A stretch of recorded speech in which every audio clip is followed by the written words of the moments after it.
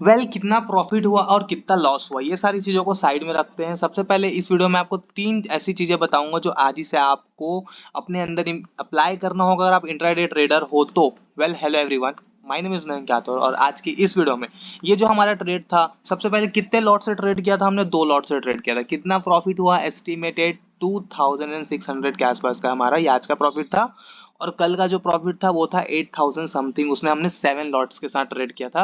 मैं आई बटन में लिंक डाल दूंगा, अगर आपने नहीं देखा तो जाके देख सकते हो। अभी देखो वो ऐसी क्या तीन चीजें हैं जो आपको आज ही से अपने इंट्राडे बेसिस पे अप्लाई करना है। सबसे पहले इस ट्रेड का हम लॉजिक समझ लेते हैं कि क्यों इस ट्रेड को लिया, और ये छोटे छोटे रेड कैंडल्स है, इस रेड कैंडल्स को देखकर हम क्यों नहीं निकले। चाहता तो मैं ये back to back 3 candles red बने मैं निकल जाता इस ट्रेड से।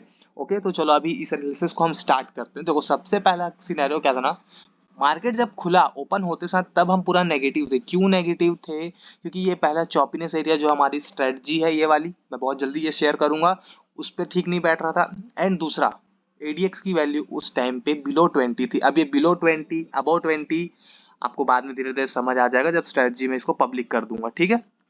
अब जब मार्केट हमारा माइंडसेट नेगेटिव था, सबसे नंबर वन चीज जो आपको हमेशा याद रखना है वो ये है कि अगर मार्केट आपका प्लान के हिसाब से मूवमेंट नहीं करता है तो आपको आपका प्लान चेंज करना होगा मार्केट के हिसाब से।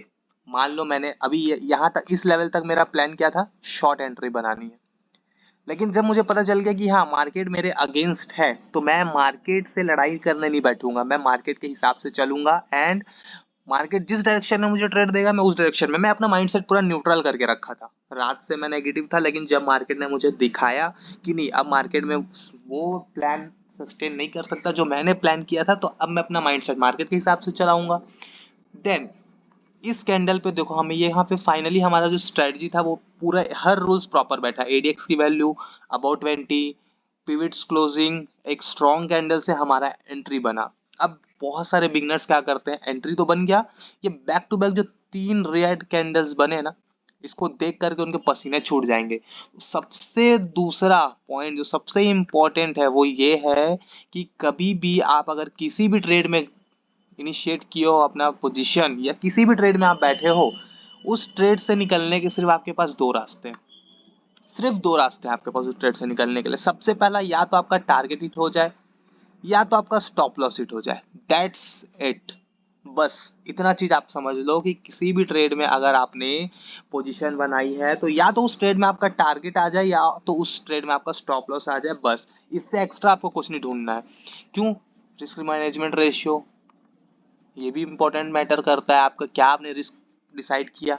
एंड सेकेंडली, प्रोसेस फॉलो करना है आपको या आपका मन का काल्पनिक कहानी। डेफिनेटली आपको प्रोसेस फॉलो करना है। तो प्रोसेस ये कहता है या तो टारगेट ले लो या तो स्टॉप लॉस ले लो, लेकिन स्टॉप लॉस लोगे तो रिस्क के अंडर लोगे, टारगेट लोगे तो अपने डिसाइडेड टारगेट पे ही जाके आप अपना ट्रेड एग्जिट करोगे, बीच में एग्जिट नहीं करोगे। क्योंकि बहुत लोग ये रहते हैं कि अपना पोजीशंस को बीच में छोड़ देते हैं। वेल, मेरा साइकोलॉजी ये था कि देखो मैं ये सारे रूल्स मैंने स्ट्रेटजी के फॉलो किए थे। एंड जो नंबर 2 है ना, इन 2 सालों में ये तो मेरे अंदर डेवलप हो गया है कि या तो टारगेट या तो स्टॉप लॉस, उससे एक्स्ट्रा कुछ नहीं है मेरे अंदर। तो यहाँ पे देखो जब हमारा हमने सही सारे रूल्स फॉलो किए तो ये छोटे मोटे कैंडल से मैं डरा नहीं। और स्टॉप लॉस 15 पॉइंट्स का था, उसके बाद ना मैंने स्टॉप लॉस को ट्रेल भी किया था। वो किस पॉइंट पे किया था मैं आपको यहाँ पे एग्जांपल एक्सप्लेन कर दूंगा। देन उसके बाद फाइनली जब इस कैंडल ने फिर वापस एक अपसाइड क्लोजिंग दे दिया, फेक ट्रैप बनाया यहाँ पे, मार्केट ने आराम से हमारा टारगेट तो हिट कर दिया। अब कई लोग बोलेंगे भाई इसके बाद का ये वाला मोमेंट क्यों नहीं कैप्चर किया आपने, ये इतना बड़ा ट्रेड आपको मिल जाता अगर आप इसी लेवल से ट्रेड करते। देखो अगर हम अपना एंट्री बोले ना तो हमारे रूल्स के हिसाब से इस लेवल पे भी हमारी एंट्री बनती, इस लेवल पे एंट्री बनती, इस लेवल पे स्टॉप लॉस बनता एंड ये हमारा टारगेट आ जाता। लेकिन देखो दिन का एक ट्रेड लेने का जो टारगेट रहता है वो मेरा कंप्लीट हो गया था।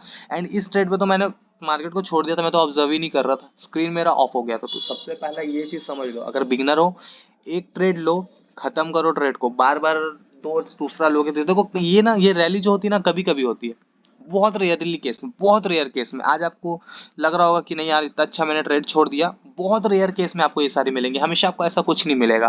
तो ये चीज तो समझ लो क्लियर माइंडसेट से, दिन का एक ट्रेड लो, या तो स्टॉप लॉस लो या तो एसएल लो, दोनों चीजें एक ही लगी, आई एम सॉरी।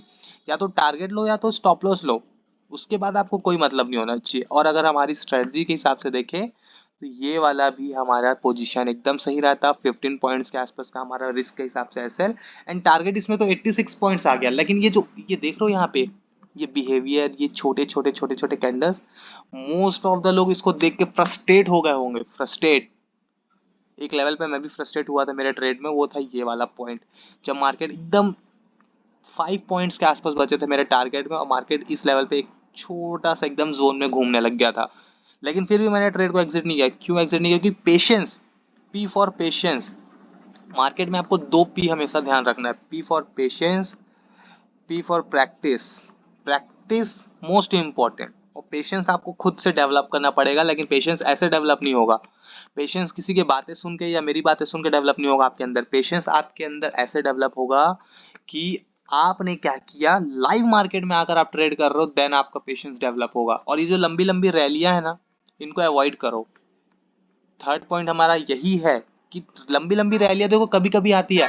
अगर आपका एक ट्रेड हो गया है ना, और ये आपका तीसरा पॉइंट बहुत इंपॉर्टेंट है कि कभी भी रिग्रेट फील मत करो। रिग्रेट फील मत करो एंड रिवेंज ट्रेड मत करो। लॉस हुआ अगर फर्स्ट ट्रेड में, छोड़ दो, रिवेंज ट्रेड मत करो। और अगर ऐसा अपॉर्चुनिटी दिख गया तो रिग्रेट मत करो कि आपने मिस कर दिया, क्योंकि मार्केट में अपॉर्चुनिटीज आती जाती रहती हैं। तो ये सारी चीजें आपको, बहुत ही माइनर माइनर सी चीजें हैं जो किसी यूट्यूब चैनल पे इतना डिटेल में कोई नहीं बताएगा। एंड बहुत जल्दी मैं सारे लाइव ट्रेड्स भी करना स्टार्ट करूंगा। लेकिन जो मैंने आपको इसमें 2 चीजें बताई वो तो आपके लिए बहुत इंपॉर्टेंट है। सबसे पहला पेशेंस, बहुत जरूरी, पी फॉर प्रैक्टिस, बहुत जरूरी, और जो मैंने 2 आर बताया आपको इसमें, रिवेंज ट्रेड आपको नहीं करना है, और दूसरा रिग्रेट फील तो बिल्कुल भी नहीं करना है कि मेरी अपॉर्चुनिटी मिस हो गई। So that's all for today. और ये वाला जो ट्रेड मैंने लिया है इसका मैं स्क्रीनशॉट भी आपको अपलोड कर चुका था कम्युनिटी पोस्ट पे, आप वहां पे जाके देख सकते हो। That's all for today. अगर आपको कुछ और ट्रेडिंग साइकोलॉजी से रिलेटेड अगर सीखना हो, वैसे तो मैं वीडियोस अपलोड करूंगा, लेकिन अगर आप लोगों को कोई भी टॉपिक में कंफ्यूजन है तो आप कमेंट बॉक्स में इजीली मुझे कमेंट कर सकते हो। मैं उस टॉपिक को कवर करने का पूरा पूरा ट्राई करूंगा।